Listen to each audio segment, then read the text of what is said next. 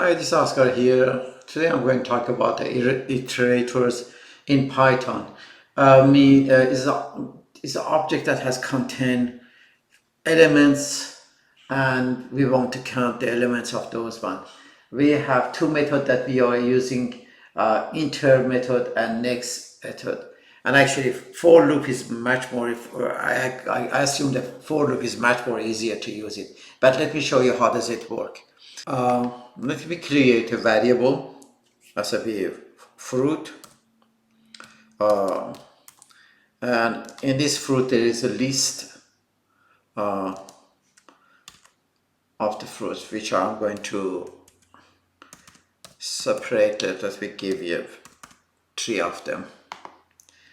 Let me see kiwi, and let me give the apple, and let me give the next one banana. Okay, so I can go to check this one and go here. The best way to do it, one of the best way to do it, I create another list and I call it mine. Doesn't make a difference whatever that you want is a variable, whatever that you want to call it, and I use the method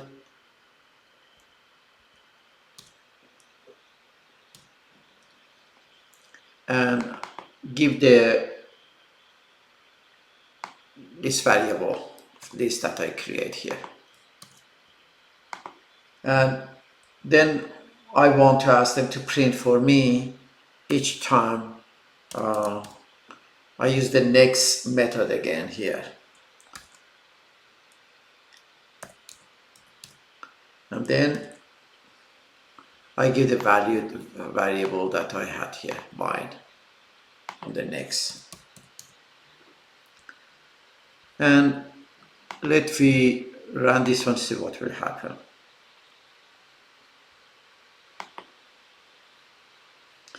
Okay, here I have the fruit. It picks up the first one, the kiwi. So I have to have three of these guys, because I have three, and give me all three of them. Well, there is much more easier to use it, even if I have a string. Let's keep this one here and see what will happen. Let me create one and go to a string. Just how you said, again, fruit, but this time I give this a variable, and this time I give again no. Okay, and what I want to do again, what I have to do again, one more variable here that I created, and I can say that again mine, and this one is a second, and then I put this string in here, and I can create one print function, and on this case I want to have next method and mine too. So it gives you the first letter B, and if I want to get right now, I have six of them. I have to create six here. I just do three of them, so I take sphere. But the most easiest one that I have to use it for iteration, I use the loop, for loop. So if I want to use it, let's hear that I use for, and I have the fruits,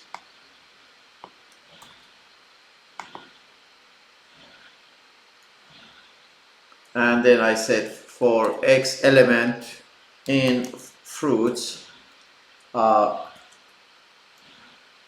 print for me x that I create, this variable that I create here.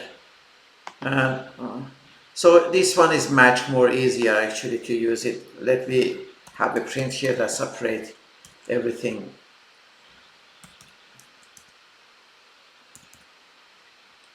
To know that what's happening. So that's separation. This for loop is easier. Or even if I want to have this string, let me copy this for. I'm going to copy both of them and paste it here. And in this case, I have to use fruit string. And then it's going to give me the first we give all the fruit go through out of list of the fruits.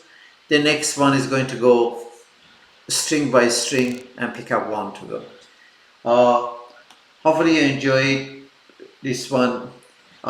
We can create, if you want to do it, we can create a rotate one. I'm going to have to separate this one again.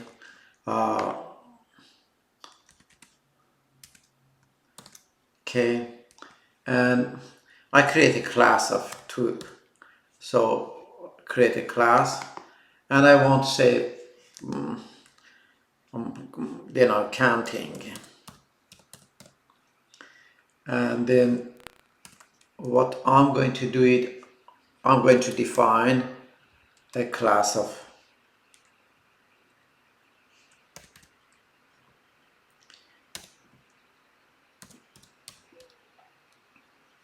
iterating.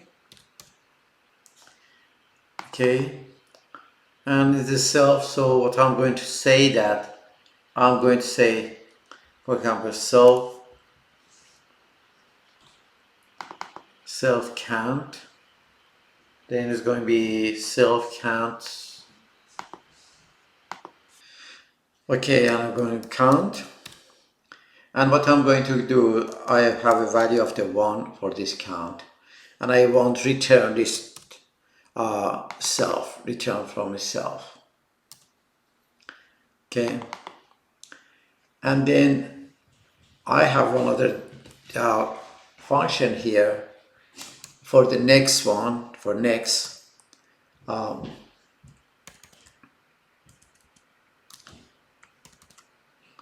Next, again I have self here, and what I'm going to do that I have the count which I create before, and I put a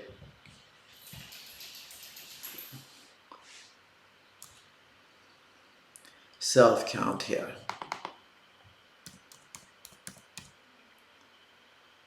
So I can create this one counter, so that's going to give me, and then for counting, that's a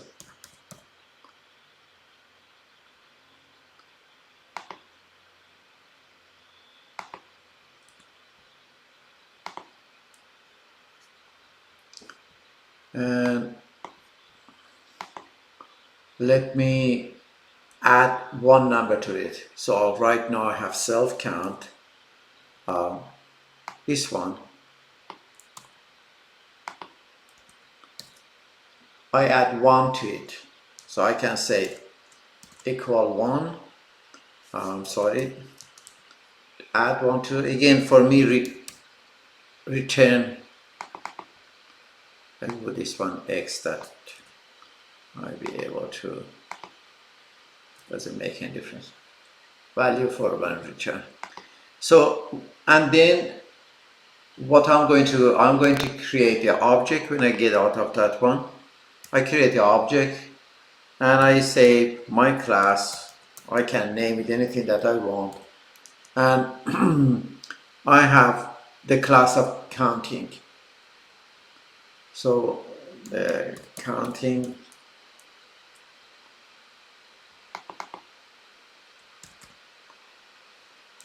class, I have it, and I'm going to have one more. So I got irritated. What?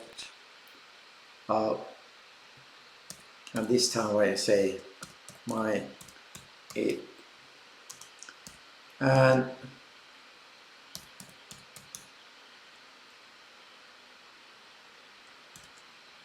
my class here.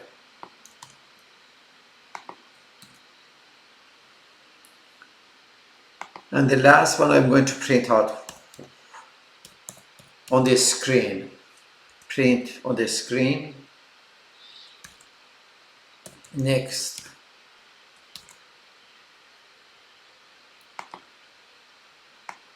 I don't want to make a mistake. I'll copy and paste it here. Okay.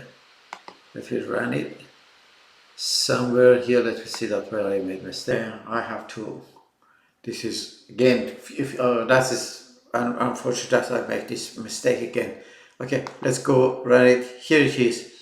So actually, give me only one. But if I want to go through, I don't know, 10 numbers, 20 numbers.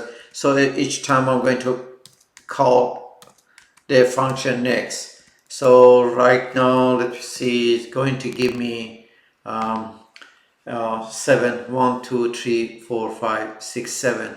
Again, if I ask for the next number, go. So that is the way that we create the counting one. So hopefully get something out of that one. So again, but for me it's much more easier to use for loop, but we have two method here, int and next, which is going to go through the numbers or go to a list and pick up the numbers or list or a string to that one. Okay, see you for next subject.